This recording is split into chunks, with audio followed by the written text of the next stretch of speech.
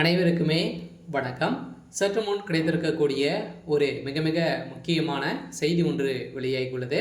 சற்று முன் செந்தில் பாலாஜி வீட்டுக்கு முன் கிடைத்த 1000 கோடி ஊழல் ஆவணம் கைப்பற்றிய அமலாக்கத்துறை அதிகாரிகள் இது மாதிரி செய்திகள் வெளியாக இருக்குது. நேற்று பார்த்தீங்கன்னா நேற்றுலேருந்து இன்றும் பார்த்தீங்கன்னா அமலாக்கத்துறையால் பார்த்தீங்கன்னா அதிரடியாக டாஸ்மாக் கூடிய நிறுவனத்தில் நடந்த ரைடின் அடிப்படையில் இந்த வழக்கு நிலுவையில் இருக்கக்கூடிய நிலையில் இப்போ அதிரடியாக டாஸ்மாக் கூடிய அதிகாரியுடைய வீட்டில் இப்போ பார்த்தீங்கன்னா ரைடுகள் நடந்திருக்கு. இந்த ரைடின் அடிப்படையில் எக்கச்சக்கமான முக்கிய ஆவணங்களாக பார்த்தீங்கன்னா சிக்கியிருக்கு. இந்த நிலையில் தான் இந்த முக்கிய ஆவணங்களாக செந்தில் பாலாஜியுடைய வீட்டுக்கு முன்பு பார்த்தீங்கன்னா இப்போ கைப்பற்றியதாக அமலாக்கத்துறை அதிரடியாக ஒரு செய்தி வெளியிட்டிருக்காங்க. இந்த நிலையில் தான் செந்தில் பாலாஜியுடைய கதை ஒட்டுமொத்தமாக முடிந்திருக்கு. இவருக்கு 7 ஆண்டு சிறை தண்டனை விதிக்க போகிறதாக தகவல் வெளியாயிருக்கு. இந்த நிலையில் தான் செந்தில் பாலாஜியுடைய கதை ஒட்டுமொத்தமாக முடிய போகுது.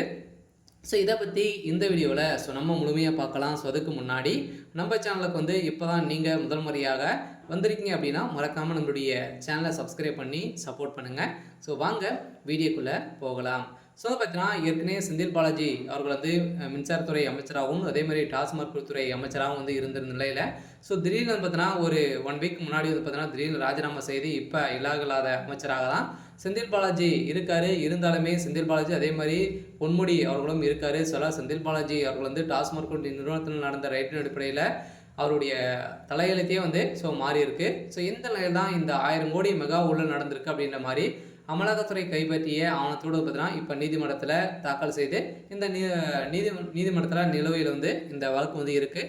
இதன் அடிப்படையில் தான் நேற்றிலிருந்தே ரைடில் நடக்குது. இந்த ரைடின் அடிப்படையில் இந்த முக்கிய ஆவணங்கள்லாம் பார்த்தீங்கன்னா செந்தில் பாலாஜியுடைய வீட்டுக்கு முன்பு கிடந்த நிலையில் இப்போ அதிரடியாக செந்தில் பாலாஜி அவர்களும் கைது செய்யப்பட்டிருக்காரு. அதே மாதிரி அந்த ஆவணத்தின் அடிப்படையில் கிடைத்த தகவலின் அடிப்படையில் முதல்வர் ஸ்டாலின் அவர்களும் பார்த்தீங்கன்னா இதில் சிக்கியிருக்காரு. திமுகவுடைய தலைமையகத்துக்கு ஒரு மிகப்பெரிய கேள்விக்குறியாகவே வந்திருக்கு. பார்த்தீங்கன்னா இந்த 1000 கோடி தான் கிடைத்திருக்கு அப்படின்னு சொல்லியிருந்தாங்க இல்லையா. இது வரைக்கும் ஓரளவு பார்த்தீங்கன்னா 40,000 கோடிக்கு மேலே அவங்க அடித்திருக்காங்க அப்படின்ற மாதிரி இந்த ரைடில் வசமாக சிக்கியிருக்கு.